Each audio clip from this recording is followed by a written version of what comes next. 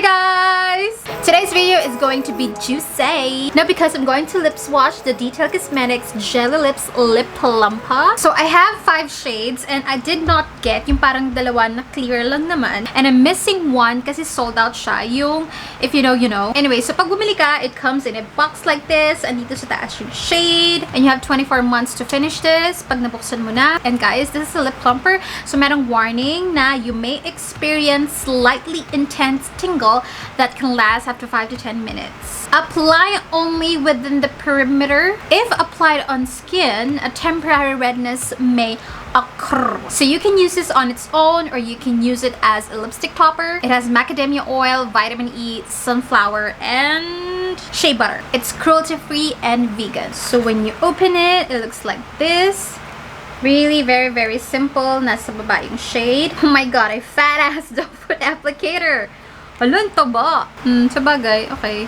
Kaya lang, dahil mag-iingat ka kasi medyo mahirap siyang syanggalin. So, baka pag ganun mo, may biglang shoo, talsik, ganon. Anyway, let me take this one off. I just use Kaleidos lip oil. Yan talaga yung parang instant lip oil na ginagamit ko pagkatapos kong maligo. So, here are all of the shades. I'm so excited. So, let's start with the shade Glow Up. So, this is Glow Up swatch at the back of my hand. Now, let's try it on my lips. Honestly, I tried yung Detail Cosmetics Lip Plumper. Jelly Lip Plumper, yung parang clear lang. Way back nung first release lang nila. And that one was really juicy or liquidy in a way. But this one, so far, particularly itong shade na to, parang medyo ano siya. It's more on like on the creamier side and not so much on the oily side, if you know what I mean. Maybe because of the pigment. Oo, hindi siya like yung purong lip oil lang. But yeah, this is Glow Up and yes, I can feel tingling sensation. I mean, I'm not surprised because like I said, I already tried yung lip plumper ng Detail Cosmetics before and I loved it. Yung pigment nito is just 50%. So it will definitely rely on the pigment of your lips. Ganito ang itsura niya sa lips ko based on the pigment of my lips.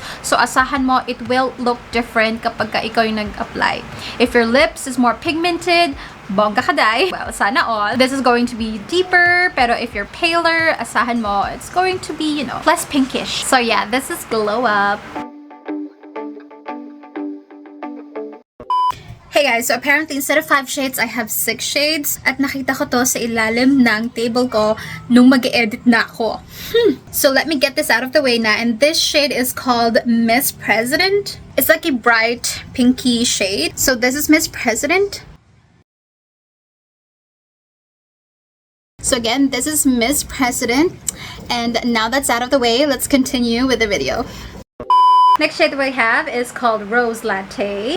This is Rose Latte beside Glow Up. Si Glow Up is my pinky and si Rose Latte is more on the nude brown side. So guys, this is Rose Latte on my lips and it is, you know, the typical nude your lips but better gloss. This would look really nice if you have a pigmented lips na.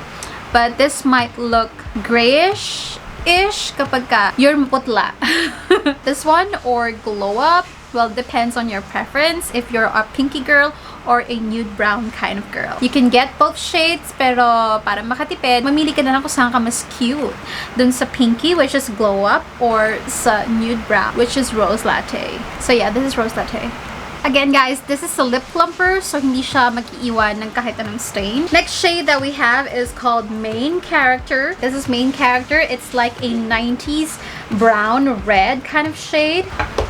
Dahil, pag ito nalasahan nyo, manghang! So, seryosohin nyo yung warning nila. Huwag nyo hayaang malagay sa kung saang parte ng mukha ninyo or ng dila nyo for that matter. But yeah, this is Main Character and it is 80% brown, 20% red. Mix that and you get Main Character. Parang nauuso yung ganitong shade nowadays. Yung parang 90s brown. It's not really brown, pero like brown with a little bit of or hint of red. But I kind of like it kasi mas pigmented siya. So, hindi mo na problemahin ang lipstick or lip liner or lip tint because you have gloss, you have plump, and you have tint in one. Kind of like this. So yeah, this is Main Character. Last 2 shades. Let's go for this one first. And this is in the shade Woke. This is Woke, you guys. Barely Dare tint of red. Let's try it on our lips. If you're going to put this with just one coating, magmumukha lang siyang wala. 2 coats, medyo meron, but still, para pa rin wala. Very slight tint. It's not my favorite, pero some of you might like this. Yung parang ayaw nyo naman ng solid clear lang. You wanna have a little bit hint of color, so go for Woke. Pero again, this one will definitely depend on your skin tone. Kasi kung itong first 2 shades natin, yung Glow Up, Rose Latte, yung opacity nila is just around 25%. Etong si Woke, mga 10%. Yung tint, alam mo yun. So yeah, this is Woke. Last shade that I have is called Drip. Really curious to see kung anong kalalabasan nito. Ooh, look at that. That's so pretty.